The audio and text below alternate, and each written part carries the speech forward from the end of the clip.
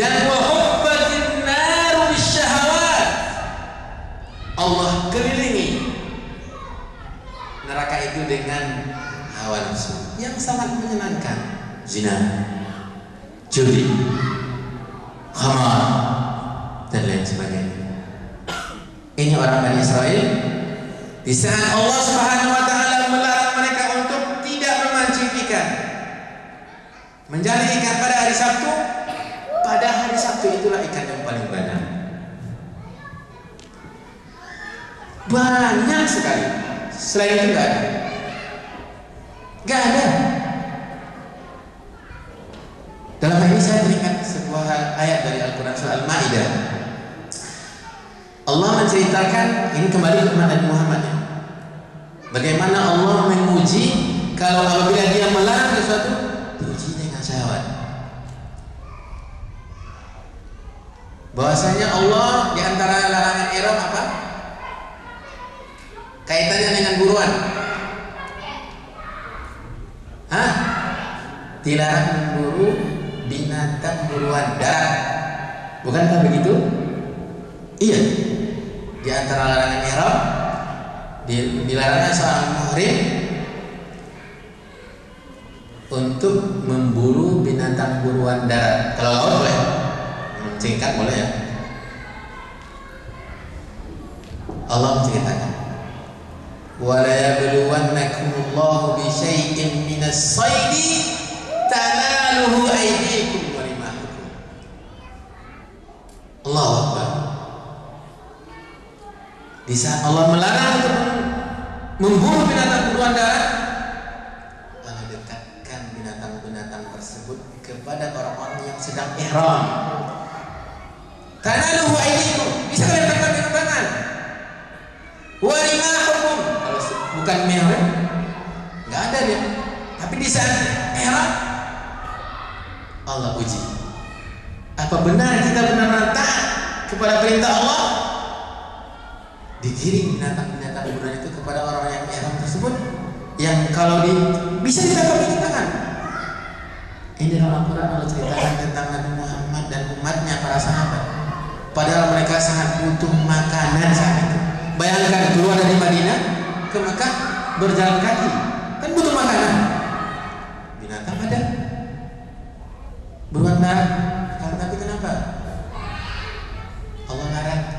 Inilah perbedaan antara umat Nabi Muhammad dengan Bani Israel. Bani Israel di saat Allah melarang mereka untuk mencari ikan pada hari Sabtu, mereka membuat hila, tipu muslihat. Allah ditipu, bukan saja manusia, Allah Subhanahu wa taala ditipu. Mereka pasang jaringnya pada hari Jumat, ngambilnya hari Ahad. Ngambilnya hari Ahad. Iya, memang dari Sabtu mereka carikan. Hari Jumat kan dilarang. Ngambilnya hari Sabtu juga dilarang, hari Ahad juga dilarang. Yang bilang hari Sabtu. Kenapa mereka banyak? Umat Nabi Muhammad, para sahabat, inilah salah satu ciri para sahabat yang dimana sekelompok orang dengan terang-terangnya mengkafirkan mereka. Ini bukti. Allah puji mereka, Allah uji, dan mereka dipuji oleh Allah Subhanahu wa taala. Para sahabat Rasulullah SAW, di saat Allah melarang mereka untuk dalam keadaan ihram memburu binatang buruan darat, Allah dekatkan binatang-binatang tersebut yang kalau mereka mau mengangkat bisa ditangkap dengan tangan. Tapi ketundukan mereka kepada perintah Allah, ketaatan mereka kepada perintah Allah, menjauhkan mereka dari pelanggaran. Ini para sahabat, orang-orang yang dijamin oleh Allah Subhanahu wa taala masuk surga. Kembali kita kepada Bani Israel, dilaknat oleh Allah. Tadi kenapa? Cerita seperti tadi. Mereka membuat menipu Allah. Pasang jaringnya pada hari Jumat, jarang hari itu. Nanti ngambilnya hari Sabtu. Banyak mereka dapat ikan. Hari Ahad mereka dilaknat oleh Allah karena mereka pelanggaran tersebut. Ingat ya, Bani Israel tersebut dalam hal ini ada 3 kelompok. Tidak semua mereka yang melanggar. Bukan semua Nabi Musa itu yang melakukan muslihat dengan Allah. Tidak. Sebagian saja.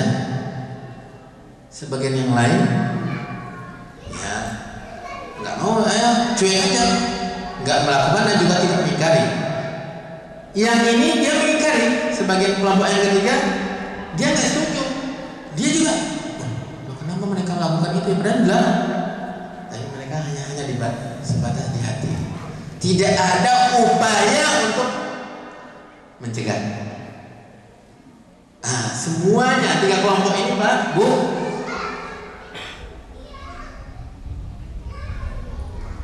apa? Dirubah ciptaannya oleh Allah menjadi apa? Apa? Menjadi kera dan babi. Semuanya.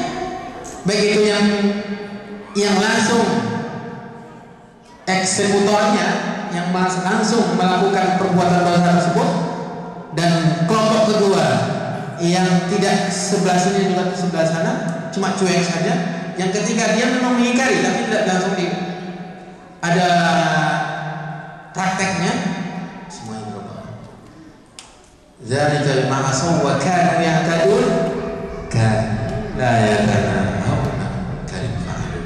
Mereka itu tidak saling mencegah dari perbuatan mungkar yang dilakukan. Jadi kepada ibu, lisan bisa berdosa kalau dia diam. Jadi ini antara keistimewaan Islam. Salah satu dari ciri khas seorang Muslim selalu menyebar kebaikan. Siapapun orang, tidak tahu, tidak pandang bulu, siapapun orang menyebar kebaikan. Kalau dia lihat saudaranya yang seagama melakukan hal yang dimurkai oleh Allah, pedih hati,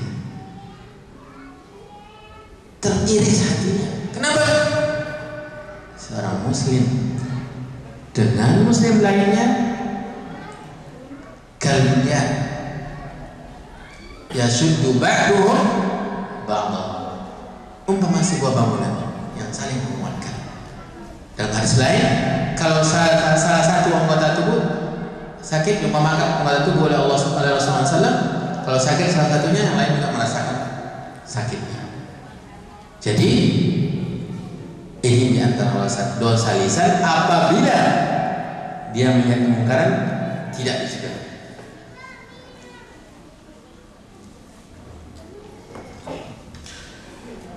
Yang kedua, dosa lisan apabila berbicara. Ini banyak sekali, banyak sekali. Seperti yang saya katakan tadi, tidak satu pun bidang ilmu dalam bentuk dosa yang dalam agama Islam kecuali dia masuk ke oleh lisan. Mulai dari kekufuran tadi, syirik. Orang mengatakan, ini nih, malah syirik ya. Ini contoh. Orang yang mengatakan bahwasanya Allah Subhanahu wa taala berada di mana-mana zatnya. Gimana? Bagaimana? Bahwasanya Allah Subhanahu wa taala itu ada di mana-mana, zat Allah ada di mana-mana. Hah? Bagaimana ini? Ayo jawab. Gimana? Benar? Benar enggak? Salahnya kenapa?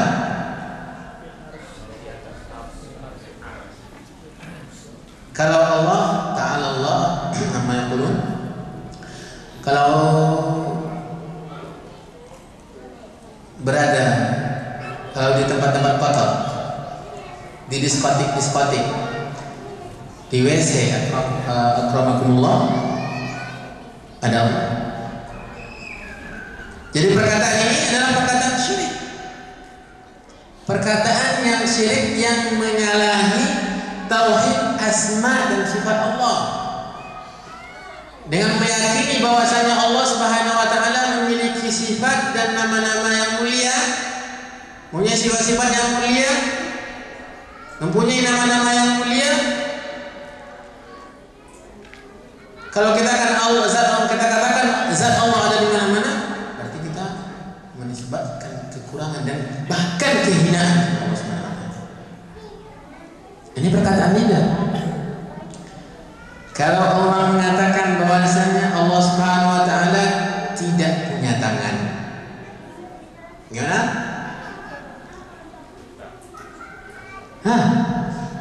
Allah punya tangan. Kalau Allah punya tangan sama dengan saya. Ternyata tangannya ada kulis-kulisnya. Atau tangannya baru kecelakaan, terpotong jarinya satu. Allah punya tangannya seperti saya. Nah, kalau ada orang mengatakan seperti itu bagaimana? Ya salah. Dan ini termasuk perkataan syirik, dosa lisan yang menjerumuskan kepada syirik dalam tauhid asma dan sifat Allah. Allah sendiri mengatakan dalam Al-Quran, menetapkan bahwasanya Dia punya tangan. Apa ayatnya? Kepada iblis yang tidak mau sujud kepada Nabi Adam. Dan Allah Subhanahu wa taala menyatakan bahwasanya di antara keistimewaannya Nabi Adam, Allah sendiri yang ciptakan dengan kedua tangannya. Lima khalaqtu biyadayya. Kenapa kamu tidak sujud? Padahal Nabi Adam ini saya sendiri dengan kedua tangan saya ini saya ciptakan. Kata Allah. Lalu datang kita yang tidak tahu siapa itu Allah, tidak tahu zat Allah, tidak pernah melihat zat Allah, mengingkari. Allah sendiri mengatakan saya punya tangan. Lalu kita dengan berani-berani mengatakan Allah tidak punya tangan. Kalau Allah punya tangan, ya sama dong dengan tangan saya ini yang luka sekarang. Nah, ini perkataan yang menjerumuskan kita dalam perkataan syirik dalam asma dan sifat Allah. Allah punya tangan sesuai dengan kemuliaan dan kekuasaan Allah. Jangankan antara makhluk dengan Khaliq, dengan Allah, kita sesama manusia tidak sama bentuk tangan kita. Benar apa tidak? Benar. Ada manusia itu, di antara manusia itu yang jarinya 6, atau tidak? Iya. Ada di antara makhluk Allah itu yang tangannya justru tidak punya jari. Ada di antara makhluk Allah yang jarinya, yang tangannya sebesar badan saya ini. Benar atau tidak? Gajah. Gajah tangannya sebesar badan kita. Semut punya tangan, punya kaki. Apa sama dengan kaki kita? Enggak. Apalagi kalau kita bandingkan antara makhluk dengan Khaliq. Ini perkataan yang menjerumuskan kita kepada kesyirikan. Jadi Bapak dan Ibu,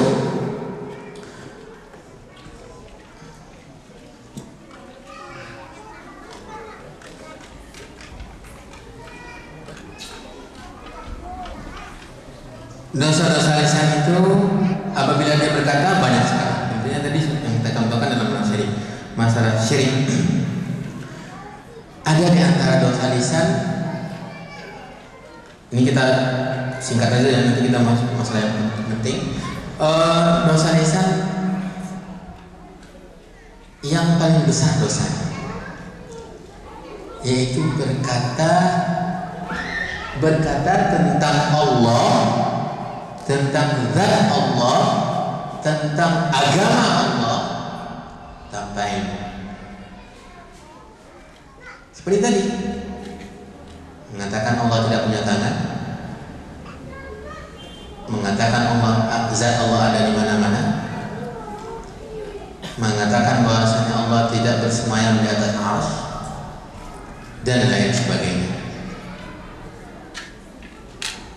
Ini perkataan tanpa ilmu, atau termasuk dari perkataan tentang agama Allah, membuat kedustaan seperti tadi, membuat kedustaan terhadap agama Allah, terutama tentang Rasulullah SAW.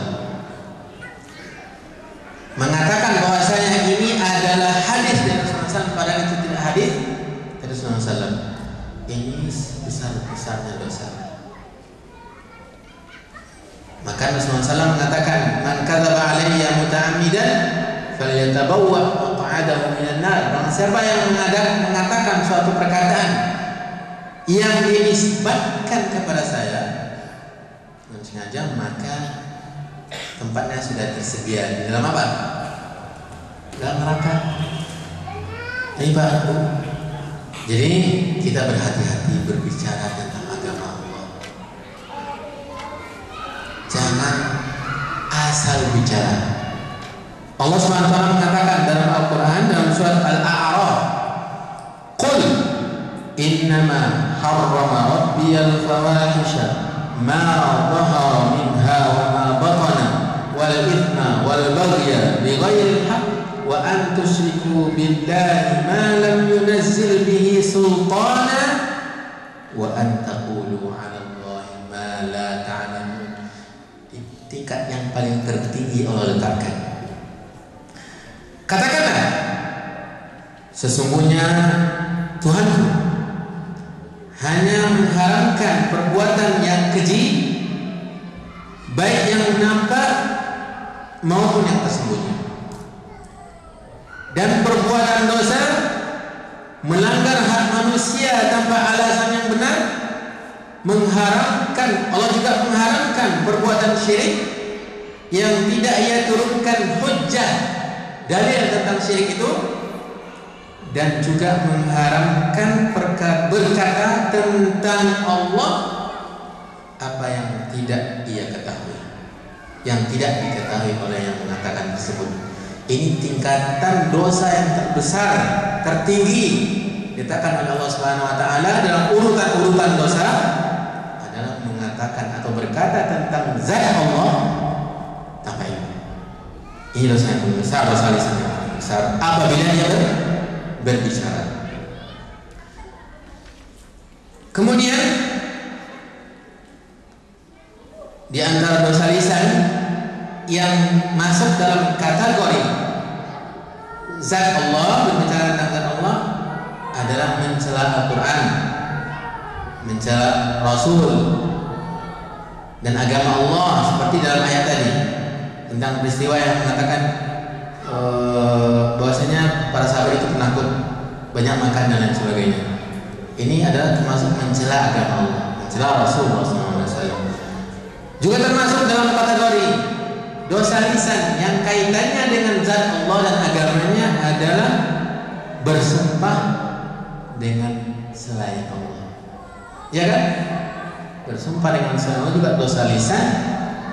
Sebagaimana dalam hadis yang diriwayatkan oleh Imam Tirmidzi dan disahihkan oleh Syekh Al-Albani, man halafa bi ghairillah faqad kafara aw asyraka. Siapa yang bersumpah dengan selain Allah, maka ia telah berbuat kufur atau berbuat syirik. Ini termasuk dosa lisan yang kaitannya dengan zat Allah. Juga termasuk dari dosa lisan yang kaitannya dengan berbicara tentang zat Allah tanpa ilmu adalah mencela waktu, mencela masa, mencela waktu. Karena Rasulullah SAW dalam hadisnya yang diriwayatkan oleh Imam Muslim mengatakan la tasubbud dahra, janganlah kamu mencela masa. Sungguhnya Allah itu adalah pencipta masa. Dalam riwayat lain Rasulullah mengatakan fa innahu yuqallibul laila wan nahar. Masa itu adalah siang dan malam, waktu siang malam. Jangan sampai lidah kita mencela hari ini saya sangat tidak beruntung. Hari yang tidak beruntung bagi saya dan lain sebagainya, termasuk ciri-ciri mencela masa dan termasuk dosa lisan yang kaitannya dengan Allah Subhanahu wa taala. Yang kedua, dosa lisan kepada sesama manusia. Tadi tentang zat Allah, sekarang dosa lisan kepada sesama kita. Ini banyak sekali. Dan inilah inti dari tema kita malam ini. Tapi saya waktu tinggal sedikit, dosa-dosa yang dilakukan oleh lidah terhadap ungkapan-ungkapan atau ucapan-ucapan yang keluar dari lidah kita terhadap saudara kita sama muslim atau sama manusia itu banyak sekali.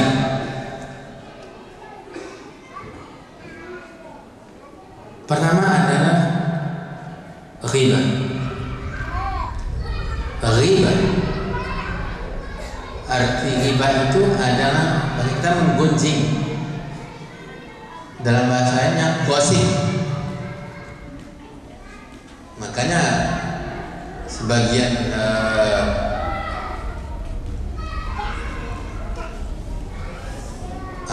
ormas Islam di kita, misalnya katakan ormas, mengharamkan acara-acara gosip di TV. Kita lepaskan masalah itu. Kalau kita balik kepada dalil-dalil, dosa riba ini sangat besar.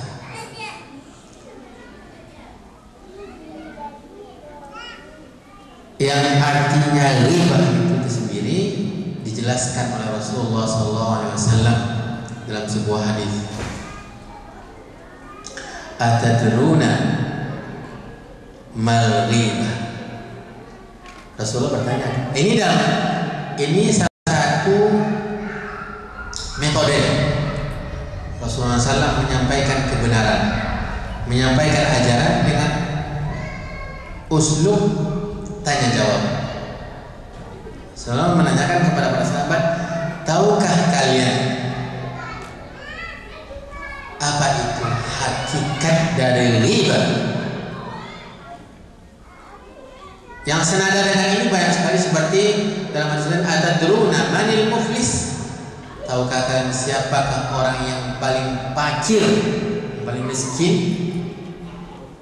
Jadi metode seperti ini bisa kita pakai dalam kehidupan kita sehari-hari untuk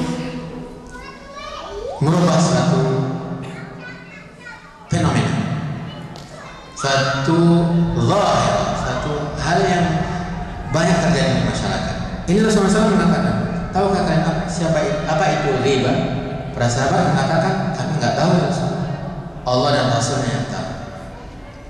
Rasulullah menjelaskan, al-ghibatu dzikruka akhaka bima yakrah. Menceritakan aib saudara kita. Menceritakan aib saudara kita. Itu ghibah. Yang nanti kita akan bahas dosanya. Menceritakan aib saudara kita di belakangnya. Allah Subhanahu wa taala dalam Al-Qur'an memberikan tuntunan adab dalam kita bergaul. Dalam surat Al-Hujurat ayat 12, Rasulullah Allah Ta'ala berfirman, ya ayyuhalladzina amanu ijtanibu katsiran minadh-dhann inna ba'dadh-dhanni ithm wa la tajassasu wa la yaghtab ba'dukum ba'dha. Akhir awal ayat dan akhirnya silakan baca nanti di makalah. Yang jelas yang kita ambil dari ini, wa la yaghtab ba'dukum ba'dha, dilarang oleh Allah kita menceritakan aib saudara kita. Tidak boleh tebak. Jangan sampai kalian menghibah saudara kalian, sama kalian. Jadi itu definisi ghibah, dan itu hukumnya adalah haram dan termasuk dosa besar. Justru ini mungkin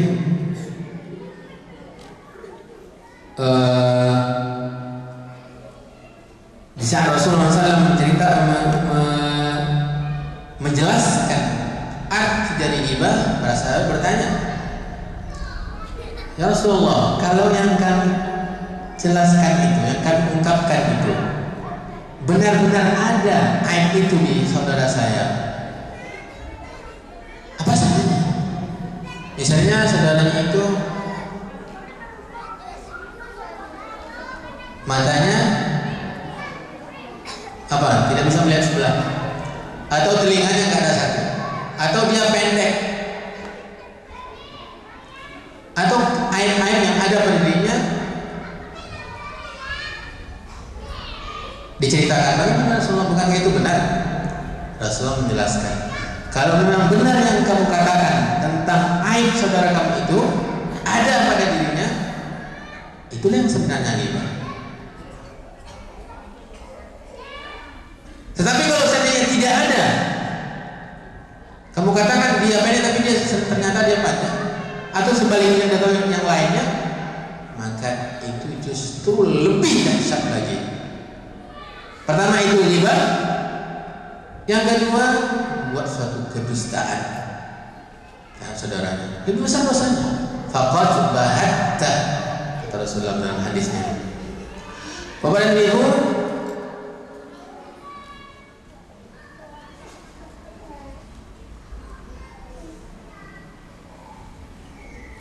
ini dosa yang pertama. Nanti kita akan jelaskan ancaman-ancaman yang dilakukan oleh dosa lisan. Yang kedua adalah namimah. Ingat, yang ghibah tadi bukan saja hanya sebatas perkataan, akan tetapi gerakan anggota tubuh lainnya juga termasuk ghibah. Mengungkapkan aib saudaranya, tapi bukan dengan ucapan, dengan tangan, dengan mata, atau dengan mulut tentang aib saudaranya, itu juga termasuk ghibah sebenarnya, dijelaskan oleh para ulama. Yang kedua adalah namimah, mengadu domba. Ini kaitannya kuat dengan ghibah. Kaitan namimah ini sangat kuat dengan ghibah, karena namimah ini hakikatnya adalah ghibah. Akan tetapi tujuannya berbeda. Kalau namimah adalah menceritakan aib saudaranya, kesalahan kejelekan saudara-saudaranya antara dua kelompok dengan tujuan untuk kedua kelompok tersebut atau dua orang tersebut saling bermusuhan. Ini mengadu domba. Ini sangat besar dosanya di sisi Allah Subhanahu wa taala. Maka dalam sebuah hadis Rasulullah SAW mengatakan, la yadkhulul jannata qattat, tidak akan masuk surga. Qattat itu adalah nama orang yang selalu mengadu domba, orang yang mengadu domba. Ini namimah, dosa.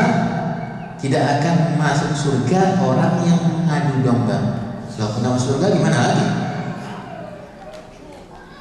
Pada suatu hari Rasulullah SAW berjalan dan melewati dua kuburan. Rasulullah menceritakan bahwasanya penghuni dua kuburan ini yu'adzaban, sekarang sedang diazab.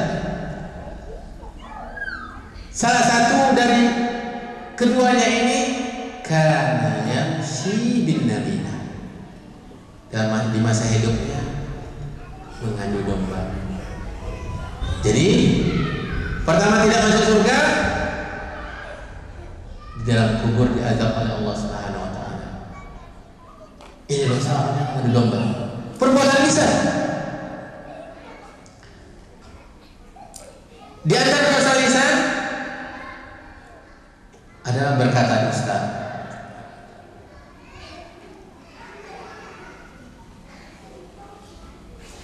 Tentu dusta kita ketahui apa itu dusta. Itu mengatakan suatu hal yang bukan pada hakikatnya, memutarbalikkan fakta, menambahkan sesuatu yang mengatakan sesuatu yang bukan pada hakikatnya.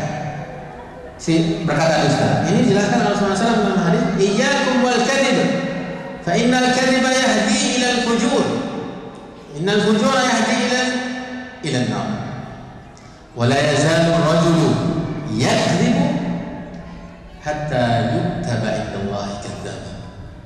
Kalau kita sering berdusta, mudah. Satu kali berdusta, berkata dusta, untuk selanjutnya lidah kita sudah terbiasa mengatakan hal-hal yang dusta dan akan mengalir terus sehingga Allah Subhanahu wa taala menulis kita di sisinya sebagai orang yang pendusta. Dan dusta itu menyeret kita ke neraka. Ini dosa yang ketiga. Dosa yang keempat, mencela, mengolok-olok, menghina saudara kita. Ini sama manusia, mencela saudara kita, mengolok saudara kita, menghina saudara kita, dan ini jelas dalam ayatnya. Kita bacakan tadi dalam surah Al-Hujurat ayat 11. Ya ayyuhalladzina amanu la yaskhar qaumun min qaumin asa an yakunu khairan minhum wa la nisaa'un min nisa'in asa an yakunu khairan minhum an yakunna khairan minhunna. Jadi kita tidak boleh mengolok-olokkan saudara kita, menghina saudara kita. Semuanya itu, apalagi yang kaitannya dengan anggota badan, dengan ciptaan Allah. Siapa sebenarnya yang kita ejek? Siapa yang sebenarnya kita Allah-Allahkan? Adalah ciptaan Allah Subhanahu wa taala. Jadi diberi, dituntun oleh Allah kita kaum muslimin, ya ayyuhalladzina amanu, wahai orang yang beriman. Jadi berarti mengolok-olokkan, menghina, mencela itu terjadi pada orang-orang yang beriman. Maka diajar oleh Allah, jangan sampai kalian menghina dan mencela saudara kalian. Ibu-ibu, dalam ayat ini Allah mengkhususkan para ibu-ibu dalam larangan ini. Bukan hanya Allah mengatakan la yaskhar qaumun, yang termasuk juga ibu-ibu. Jangan sampai salah satu kaum, baik itu laki-laki dan wanita, setelah itu Allah SWT mengatakan wala nisa'un. Hati-hati ibu-ibu. Dan juga jangan sampai wanita-wanita menghina wanita-wanita lainnya, saudara-saudara sama kaum muslimin, mencela saudara-saudaranya lain. Kemungkinan di sisi Allah Subhanahu wa taala yang kita hina itu justru lebih mulia di sisi Allah.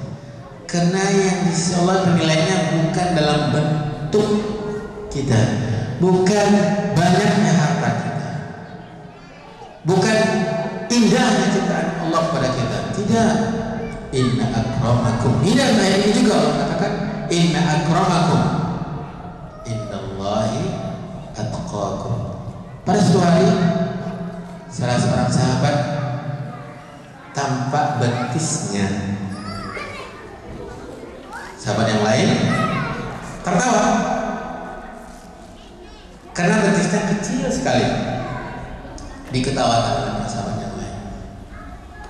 Rasulullah SAW marah. Tahukah kalian bahwasanya betis itu jauh lebih berat nanti di timbangan Allah dari dunia beserta isinya.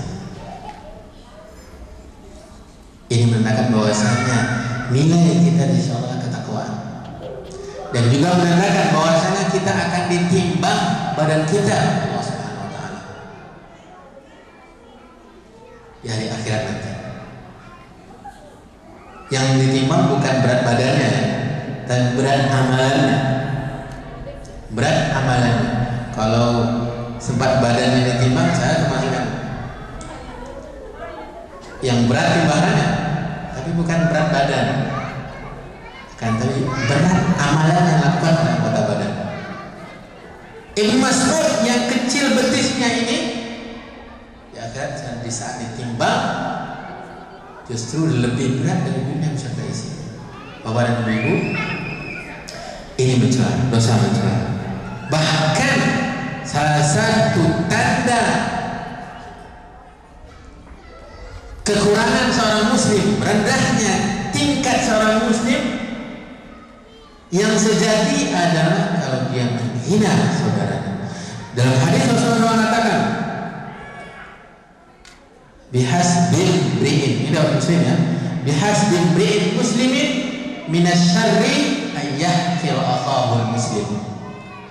Cukuplah seseorang dikatakan jelek perbuatannya, buruk akhlaknya, kalau dari ungkapan lidahnya terdapat ungkapan-ungkapan melecehkan, menghina, mencela saudara.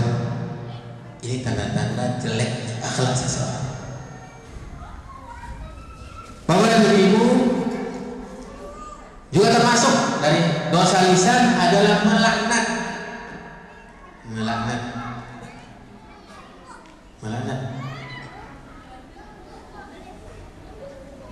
Dan seorang yang beriman itu dijelaskan oleh Rasulullah bahwa seorang yang mukmin itu di antara cirinya adalah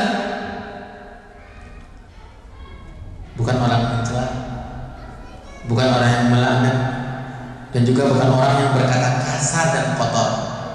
Ini bukan akhlak seorang yang beriman. Apabila keluar dari kata-katanya, dari ungkapannya, perkataan kotor, perkataan kasar, perkataan laknat, ini bukan ciri khas seorang mukmin.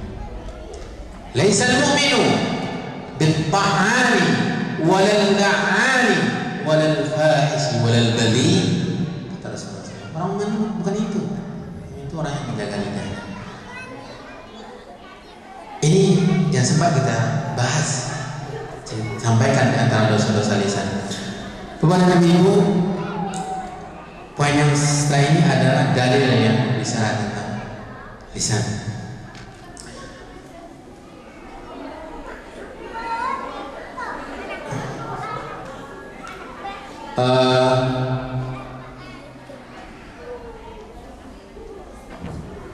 Dalil-dalil yang menjelaskan betapa besarnya dosa-dosa lisan. Jadi contohnya dosa-dosa kita jelaskan, sekarang dalil-dalilnya.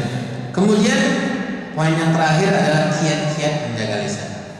Masuk kita kepada poin ini, dalil-dalil yang berbicara seputar masalah lisan. Bapak dan Ibu, cukuplah satu ayat ini yang dijelaskan oleh Allah Subhanahu wa taala dalam Al-Qur'an sebagai hambatan, sebagai lecutan bagi kita agar kita menjaga lisan kita.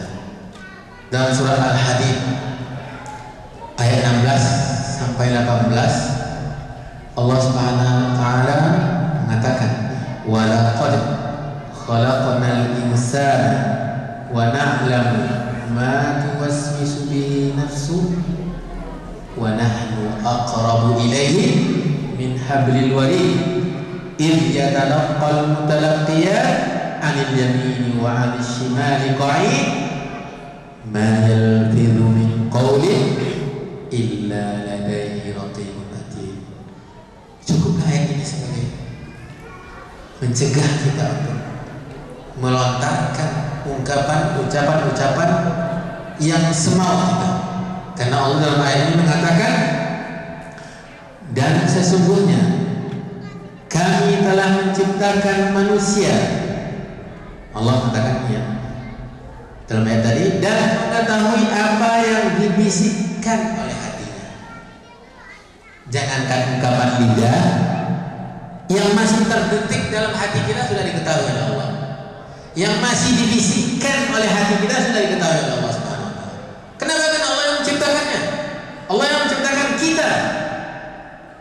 Walaqad khalaqnal insana wa na'lamu ma tuwaswisu bihi nafsuh. Belum dilontarkan oleh lidah, Allah sedang mengetahui. Wa nahnu aqrabu ilaihi min hablil warid. Dan justru kami lebih dekat kepadanya daripada urat lehernya.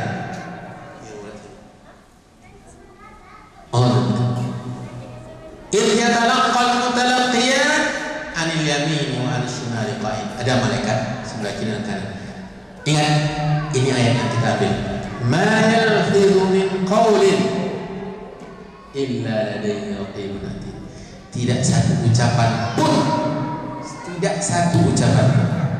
yang dilontarkan oleh lidah kita kecuali ditulis. Baik itu ucapan yang benar ataupun ucapan yang salah. Ini sudah cukup sebenarnya. Kalau kita setiap ingin berbicara, ada dalam hati kita firman Allah, "Ma yalfizu min qawlin illa ladayhi raqibun atid." Kita sudah bisa menjaga lidah kita. Kita sudah berpikir semata-matanya, berpikir sedalam-dalamnya sebelum mengungkapkan perkataan, sebelum berbicara. Apakah perkataan saya ini akan membawa saya ke neraka atau tidak?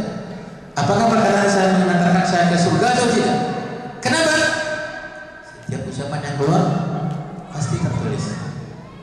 Ditulis oleh Allah SWT dan akan diminta pertanggungjawabannya oleh Allah SWT. Ini yang pertama dari dan yang kedua, hadis Rasulullah SAW yang diriwayatkan oleh Bukhari Muslim. May yadmanu li ma baina lihyaihi wa baina rijlaihi admanu lahu al-jannah. Siapa yang tidak mau masuk surga di antara kita? Kata Rasulullah SAW, siapa yang menjamin, bisa menjaga apa yang ada di antara dua tulang rahangnya, yaitu mulut, dan juga bisa menjaga apa yang ada di antara dua pahanya, yaitu kemaluan, maka saya jamin dia masuk surga. Rasulullah SAW menjaminnya. Subhanallah, dijamin oleh Rasulullah SAW di surga kalau kita bisa menjaga mulut kita dan bisa menjaga kemaluan kita. Ini juga pendorong agar kita bisa menjaga, karena kita mau masuk surga, mau kita masuk surga, dan kita sangat takut masuk neraka. Kalau kita bisa menjamin, berusaha untuk menjaga lidah kita dan kemaluan kita, Rasulullah SAW sendiri yang bisa menjamin kita masuk surga.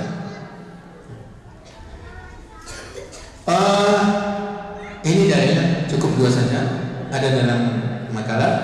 Sekarang kiat-kiat. Saya rasa kiat-kiat ini sudah ada terjawab ya, dalam jalan kita. Pertama dengan mengetahui bahaya-bahaya yang telah dijelaskan tadi, dalil tadi, bahwasanya setiap yang keluar dari mulut kita tercatat dan akan kita pertanggungjawabkan nanti di hari akhirat. Kemudian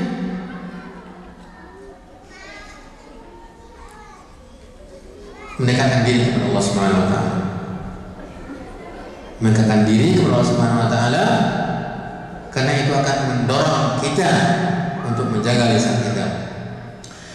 Bagi kita yang sudah terjerumus sering, dan itu semua kita, maka ada kiat-kiat agar kita jauh dari dosa-dosa tersebut.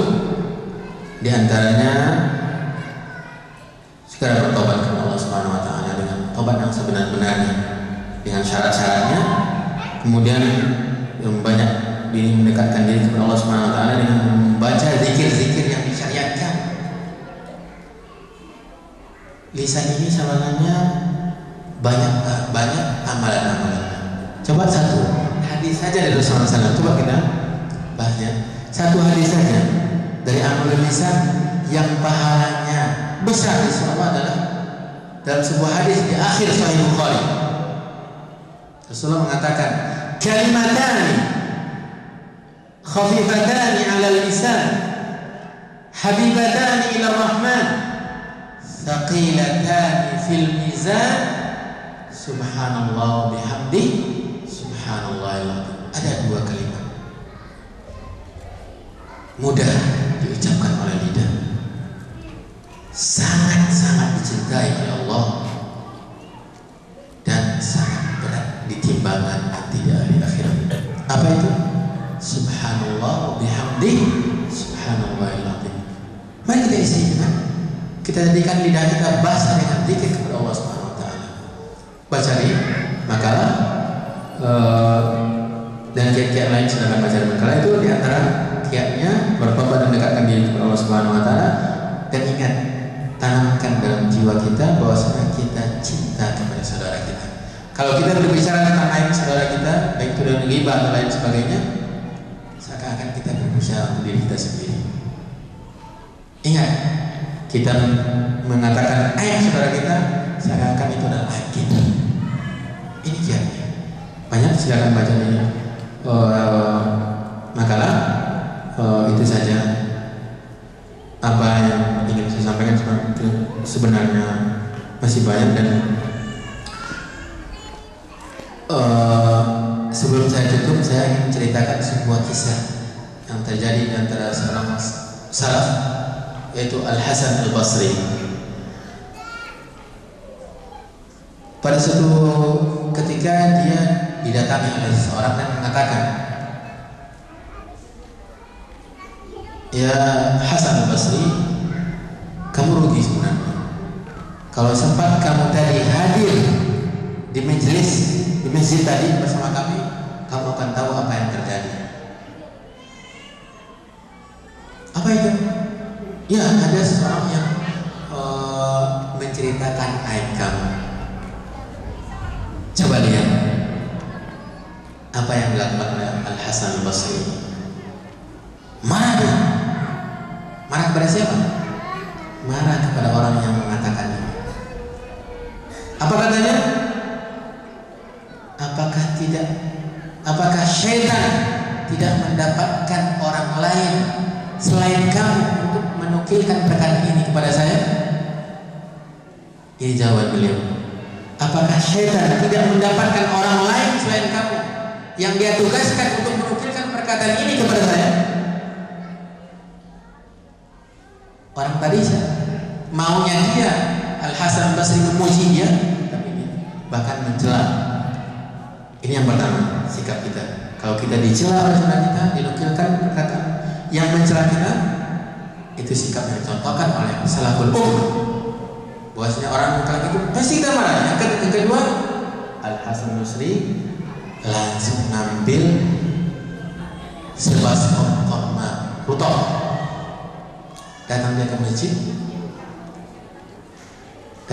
majelis tadi dihidangkan, ayo silakan kita makan buah ini. Orang yang bicarakan aib tadi heran, loh, ini apa nih munasabahnya? Enggak, tadi saya dengar kamu menghadiahkan suatu hasanah kepada saya. Maka hasanah yang kamu hadiahkan tadi enggak ada balasan yang setimpal oleh saya, kecuali hadiah ini saya hadiahkan kepada kamu. Ini sikap yang dicontohkan oleh saya. Kenapa? Pada hakikatnya orang yang menceritakan aib saudara menghadiahkan hasanah kepada orang yang menceritakan aib tersebut. Nah itu, ini kisah yang kita bisa ambil contoh.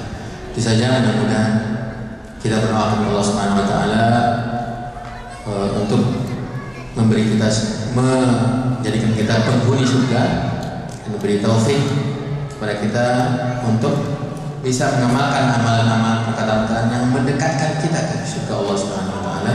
Allahumma inna nas'aluka al-jannata wa ma qarraba ilaiha min qawlin wa amal, wa na'udzu bika minan nar wa ma qarraba ilaiha min qawlin wa amal, wa ma qadaita min qada'in faj'al 'aqibatahu lana rushda. Rabbana taqabbal taubatana wa mahhid dhunubana wa sayyi'atina wa thabbit حجتنا واهد قلوبنا وسدد ألسنتنا واهدنا لأحسن الأخلاق والأعمال والأقوال لا يهدي لأحسنها إلا أنت واصرف عنا سيئها لا يصرف عنا سيئها إلا أنت سبحان ربك رب العزة عما يصفون والسلام على المرسلين والحمد لله رب العالمين والسلام عليكم.